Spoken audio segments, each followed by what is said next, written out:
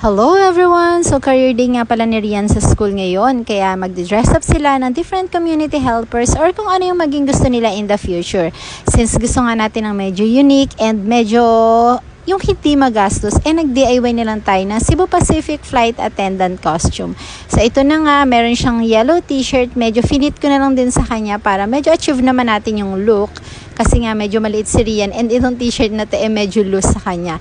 And then meron din siyang old dress na hindi na sa kanya kasya. Yun na lang yung ginawa nating palda. So ayan, kung makikita niyo yung palda niya dyan, dress niya talaga yan. And then hinanapan ko na nga lang din siya ng pwede niya gamiting scarf sa bahay. And nakakatuwa nakahanap naman ako ng medyo kakulay ng talagang FA ng Cebu Pacific.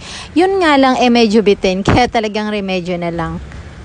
Konting ayos ng hair and nilagyan ko siya ng sombrero na katulad din sa FA ng Cebu Pacific. Nag black shoes din siya and ayun, achieve na. And